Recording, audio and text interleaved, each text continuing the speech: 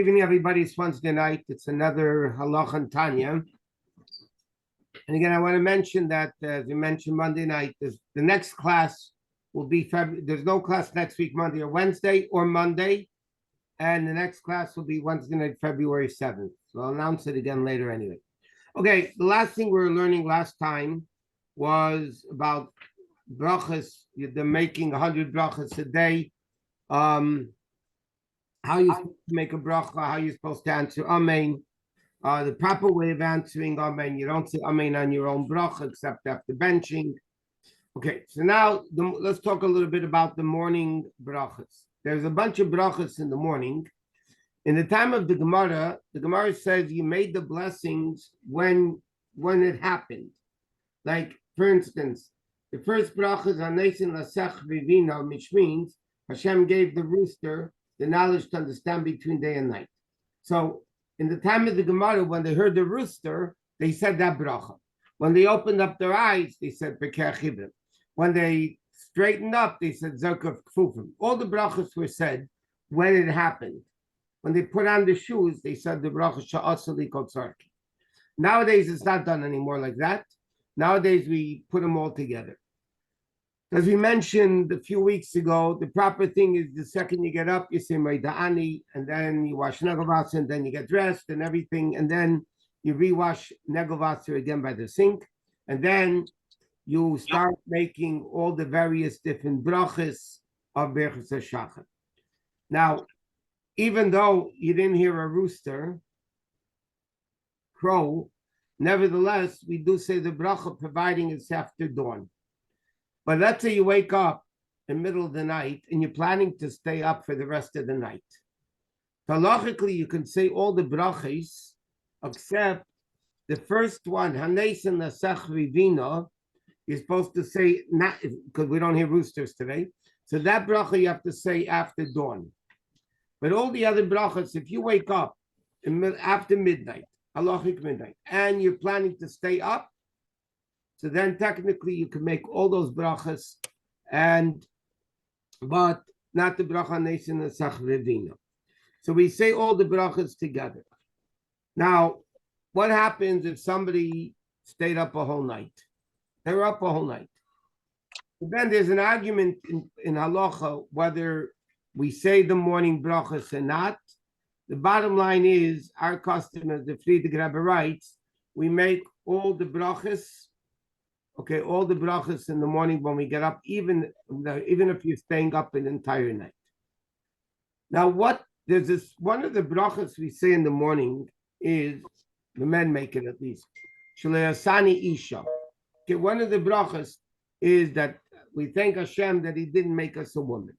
There's 3 mitzvahs over there. Let me just get it. Okay, it's okay. Anyway, there's a bracha there. Shleasani Aved, Shleasani Goy, Shleasani Aved, Shleasani Isha. These 3 brachas that Hashem, thinking Hashem didn't make us a goy, He didn't make us a slave, and He didn't make us a woman. D'accord. Ok. Alors, je t'appelle dans le salle. D'accord. That He didn't make us. Now, what bracha do women say? Now, in other places, in fact, even in Shulchan Aruch, the Rebbe brings down that women say, instead of, obviously, they can't say Shleasani Isha. You can't say, I thank Hashem to make me a woman, because they are a woman. So, in the Rebbe Shulchan Aruch, it says they should say the bracha Shleasani Kirtzeinei, that God made us like His will. So, the whole debate, what is the Chabad custom about women? Do they just omit the bracha Shleasani Isha, or do they say the bracha Shleasani Kirtzeinei? It was interesting. In Bais Din, New York, they didn't say it. In Bais Din, Montreal, they did say Shleasani Kirtzeinei. Then it became revealed that in Bais Din, meaning in the Rebbe's home, the Rebbitzin did not say the bracha Shleasani Kirtzeinei. They just skipped the bracha Shleasani Isha. So therefore, the women didn't say that bracha at all. They just omitted it. They don't even say the bracha Shleasani Kirtzeinei. just to explain something, what is this bracha saying, basically? Women don't like the bracha, well, women's livers don't like the bracha because it's seemingly derogatory to women, but it's nothing to do with that.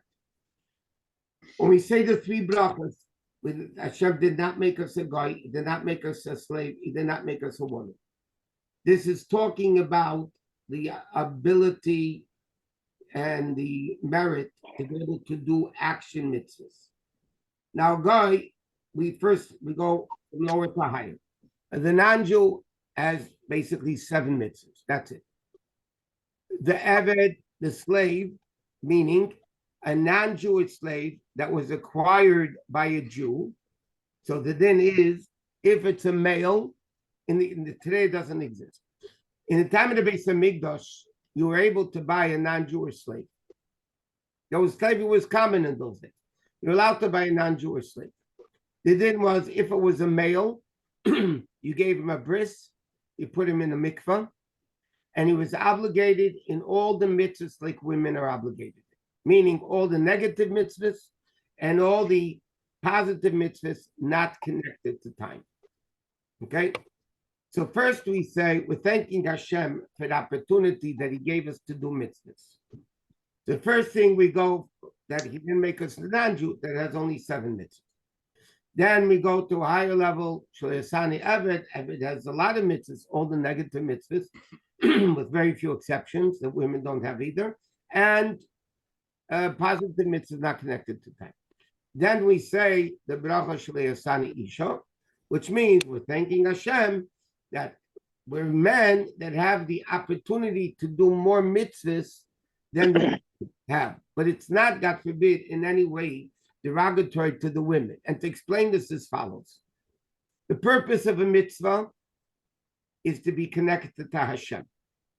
Zohar says the word mitzvah comes from the word safsa v'chibor, binding and connection.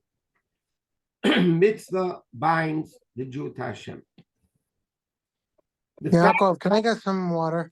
The fact, guys, don't talk. Please mute yourselves.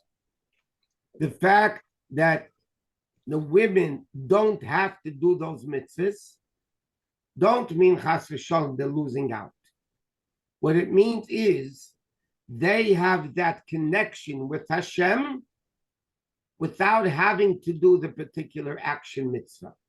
They're self-connected. So they don't need to do the action mitzvah like the men do. They're connected. That's why they don't need to do the mitzvah. So there's 2 issues over here. There's, for instance, you have a case where somebody does something, or I'll give you an example. You can buy a cake, a perfect cake in the bakery if they pack it correctly. It comes home, it's a perfect cake. Okay? It's not underdone, it's not overdone, it's not cockhead shape, it's properly shaped. Then you have a kid decides to bake a cake. It's a little lopsided sometimes. It's maybe not 100% as good as. Each one has an advantage that the other one doesn't have. The advantage of the bakery cake, so to speak, is that it's perfect. The advantage of the homemade cake is you did it, or the kid did it. The same thing is in mitzvahs. There are mitzvahs from a woman that doesn't have to do the mitzvah, means she's connected to Hashem in a perfect way. And Hashem made her connected, so it's a perfect way. On the opposite side, though, that's automatic, and the men do it. So each one has its advantage and disadvantage. So because we're talking about mitzvahs, so the men say the bracha Shleasani Isha, that Hashem gave us the opportunity that we have more mitzvahs to fulfill rather than just automatically being connected. So that's what it's all about. Okay, now before davening, but I just want to mention, women, and we'll get into the halachos of that later, but women have an obligation to daven every day. According to the Alter Rebbe, women have an obligation to daven shachris and mincha. Shachris and Mincha, they have an obligation to daven. What parts of each one do they need to daven? That we'll discuss when we get to Shemona Esrei.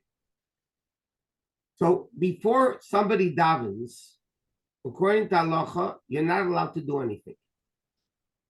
Even in halacha, it says technically you're not allowed to learn, unless if there's a class or you're learning chassidus, because that's a preparation to davening.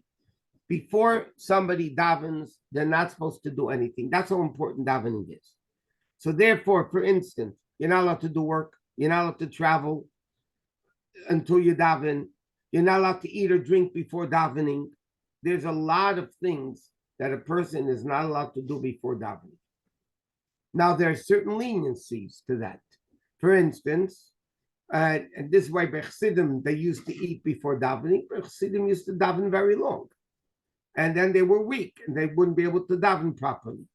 So then they were able to eat and drink before davening. Also minimal, but they were allowed to eat and drink before davening. But on a regular basis, you're not supposed to eat before davening. What do you mean eat before davening? It says even if you're taking tea or coffee, you should do it without sugar. Okay, they're more makel in that in the Chassidic world that people do, take coffee and tea and cake. But again, ideally, there's no mitzvah to eat cake before davening, unless if you're going to be davening long. You're going to learn first and then daven, not 2 minutes, and daven properly. So, in fact, there's even a din like this. If you're not allowed to go to somebody's house before davening to wish them good morning. It says, if you're walking in the street and you see somebody, you could say good morning. You're in shul, you walk by somebody, you say good morning. But to go out of your way to somebody's house to say good morning, even according to many opinions, even if it's your parents or your Rebbe, there's an argument about Rebbe and parents, but a friend, for sure, you're not allowed to go. Why? Because first say hello to Hashem, i.e. davening, and then you go say hello to your friends. Why are you saying hello to your friends before you're saying good morning to Hashem? Which basically is the level of davening. So basically, you're not supposed to do all these things before davening. A person should, even like we said, learning. This is for women too. I don't know why not, because women have the equal obligation to davening that men do. In that respect, they have to daven. So simply, ideally, women should not do things before davening. By the way, I know it works especially by women, more than by men, because men daven with a minyan. But the ideal situation halachically is women should daven the first thing in the morning. What happens many times with women, they do this, they do that, and that. By the time they daven, it's 11, 12 o'clock. But that's not really, you could take care of your kids before davening. You better. Or else you won't be able to daven, I promise you. By the way, we will learn later, I'm just mentioning it now to the extent that if somebody is in the middle of Shemona Esrei, okay, and the kid is pulling on you and yelling and screaming, halachically, you pick up the kid even during Shemona Esrei. When halachically, the only thing you're allowed to hold in your hand when you daven Amidah or Shemona Esrei is the siddur itself.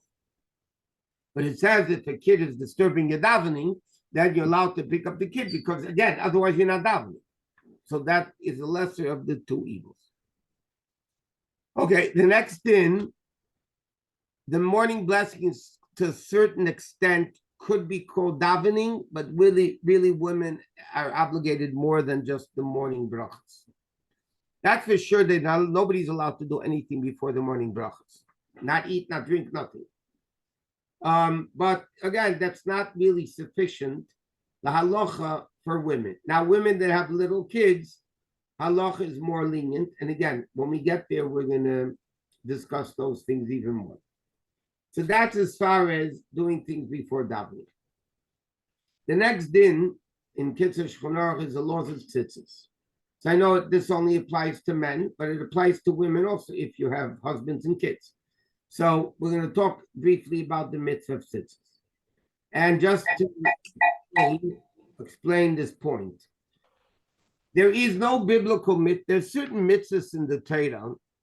There's certain mitzvahs in the Torah that you have an obligation to do. Certain mitzvahs in the Torah you don't have an obligation to do. If the situation comes up, then you have a mitzvah to do it. To give you a few examples of this. And one of the mitzvahs in the Torah is to do shechita, to slaughter the animal before you eat it. Now, what happens in my vegetarian? I'm not eating meat. Okay? There is no mitzvah in the Torah to buy an animal to do shechita. There's a mitzvah in the Torah to put up a mezuzah on your home. What happens if I choose to live in my car, which is not obligated in the mezuzah? I have no obligation to buy a house to put up a mezuzah. I'll tell you even more than that. One of the mitzvahs in the Torah is the mitzvah of a get, to write a divorce to your wife. There's no mitzvah in the Torah you have to divorce. The mitzvah is, if God forbid people are breaking up, then it has to be done through a get. So there are mitzvahs in the Torah you have to do. Tefillin, you have to do.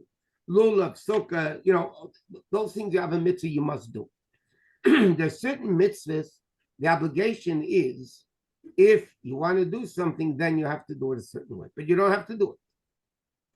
One of those mitzvahs, believe it or not, but I want everybody to wait until I'm done.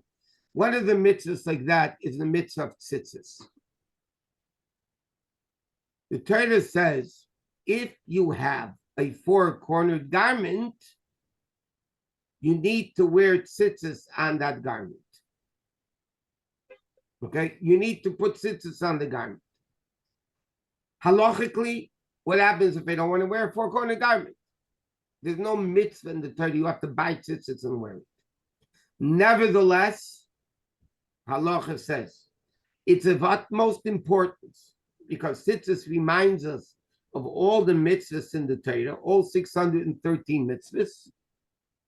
So tzitzis is so important that the Torah, the Chachamim say a person should go out of their way to wear tzitzis, to make sure they have a four-cornered garment and they wear it during the day. And according to halacha, according to many opinions, including the Samach Tzedek, there's a mitzvah to wear tzitzis at night. And therefore, very religious people wear tzitzis day and night. Even when they go to sleep, they wear tzitzis. Why? Because then when you wake up in the morning, there's a lot of reasons. But one reason is you wake up in the morning, it's already day. You don't want to be without tzitzis. So again, tzitzis is such an important mitzvah. It reminds us of all the mitzvahs of the Torah. Now, Chazal say how. So Chazal say like this. The word tzitzis, Sadik Yud Sof. Sadik is 90, 10, 90, 10, 400 is 600. The word tzitzis itself numerically equals 600. Then you have, if you look at the tzitzis, each single corner, there's 5 knots and 8 strings, which is 5 and 8 is 13. So therefore, it reminds us of all the 613 mitzvahs of the Torah. And therefore, Chazal say, in fact, the Alter Rebbe brings down in Shchunoch, if you have tzitzis on your garment, you have tefillin on your head, and you have a mezuzah on your doorpost, you're so to speak guaranteed you're not going to sin. The free choice is not taken away. But you, so to speak, have it all covered. All your bases are covered, that you always have this protection coming from Hashem. So I don't want to go into the technical details because, again, if you ever notice in the tzitzis that you make 7 and 8 and then 11 and 13, which equals 7 and 8 is 15 and 11 and 13 is 24. What? 11 and 13 equals 39, which equals Hashem Echad. Hashem is 26, Echad is 13. So you have Hashem Echad, you have 39. With the time, if you look at it, this is the number of called chulias that you go around between the knots. So that reminds us of all the tzitzis. But ideally, a person, if possible, should wear woolen tzitzis. Why should they preferably wear woolen tzitzis? Because wool is obligated in tzitzis according to all opinions. Because the cotton tzitzis is a question in halacha, according to all opinions, are you actually obligated to wear tzitzis in such a garment? Because according to Torah, a definition of a garment is wool or linen. That's what Torah definition of a garment is, wool or linen. So if you don't wear wool or linen, and linen you can't wear because then you put wool tzitzis in, it could be a question of shatnez, even though it's not. But so you don't, you shouldn't buy linen tzitzis, linen garment. So the real garment that people are really obligated in to be fulfilling the mitzvah of tzitzis according to all opinions is actually when it's a wool garment. And that's the best thing of now.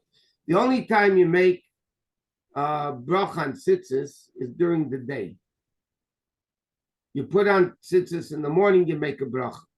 The custom is, and this is Chabad custom, that if a man wears a big talis for davening, so then they don't make a bracha on the tzitzis in the morning.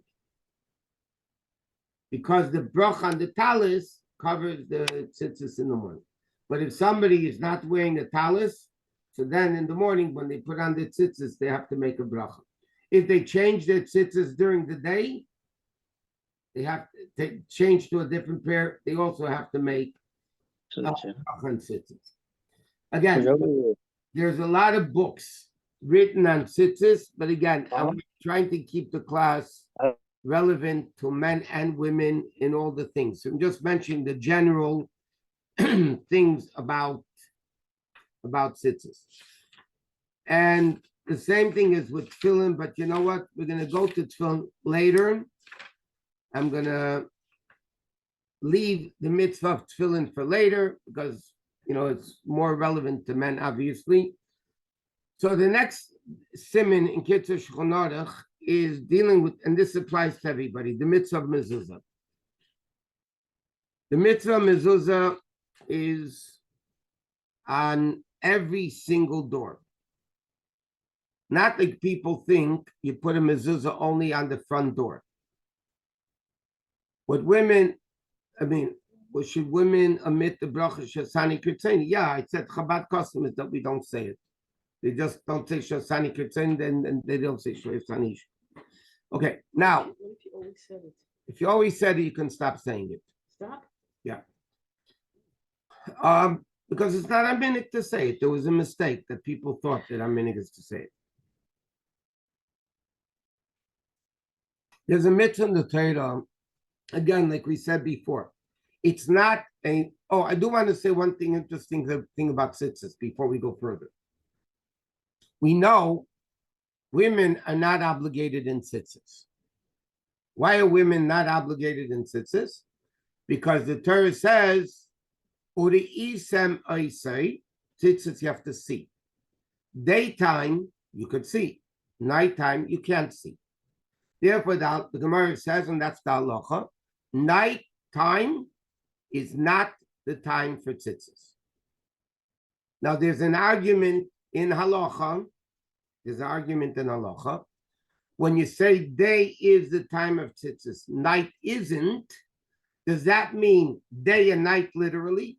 If I wear tzitzis during the day, I get the mitzvah of tzitzis. If I wear tzitzis at night, I'm not getting the mitzvah. Or does it mean a day garment and a night garment? Okay?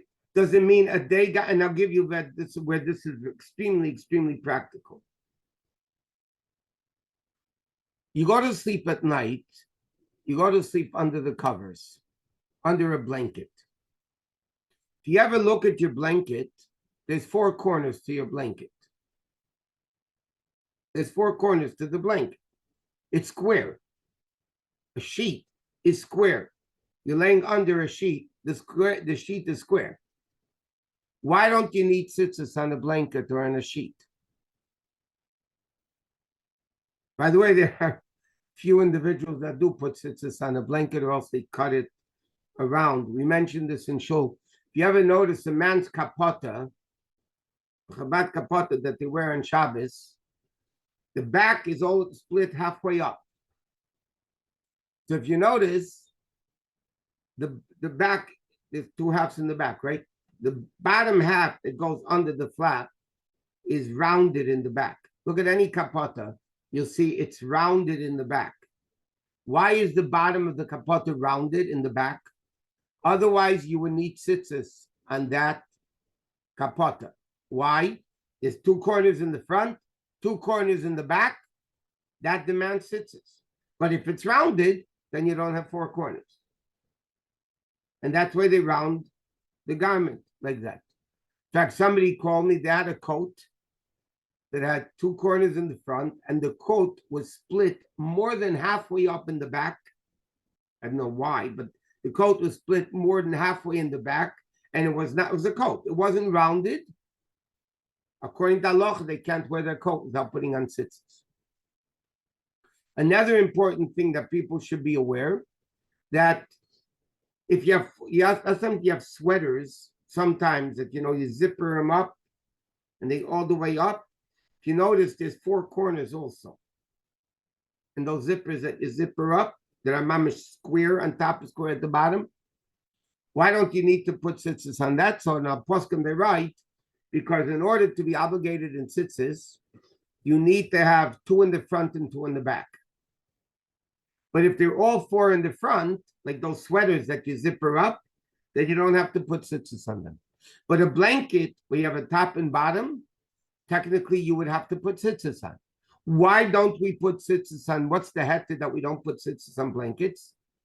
The answer is because it's a night garment. The blanket is made to sleep, and sleeping is you're supposed to sleep at night.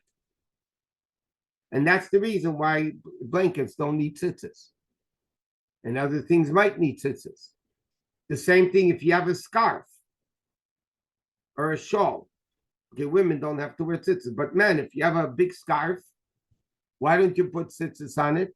Because the way the garment is made, it's all in the front, and therefore you don't need to put tzitzis on the scarf, even if it's the right size. So the question is, women do a lot of mitzvahs that men they're technically not obligated to do. They don't have to do lulav, they do it. They don't have to sit in the sukkah, they do it. Biblically, they didn't have to listen to shofar, now it's different. They do it. Women do positive mitzvahs connected to time. Why don't women put on tzitzis? Why today, religious women, they do lulav, they do sukkah, they do a lot of mitzvahs that they're not obligated to do. Why do they not wear tzitzis? The answer is, halacha says like this. Like we just mentioned, even a man technically is not obligated to wear tzitzis. If you have a four-cornered garment, then you have to put tzitzis. But if you don't have a four-cornered garment, there's no mitzvah that you have to put on tzitzis. If you don't have a garment, you don't need to put tzitzis.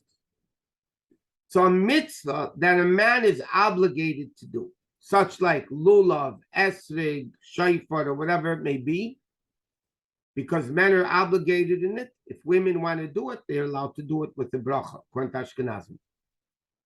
But a mitzvah that even a woman doesn't have to do. Even a man doesn't have to do the mitzvah. So it says in halacha, if a woman does it, she looks like a show-off. That's a show-off. It looks like she's showing off her religion.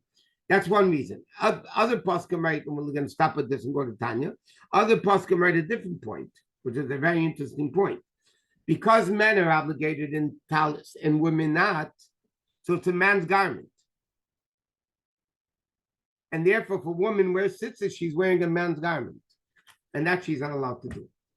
So they say not only does she not wear tzitzis, technically she's not allowed to wear tzitzis because it's a man's garment.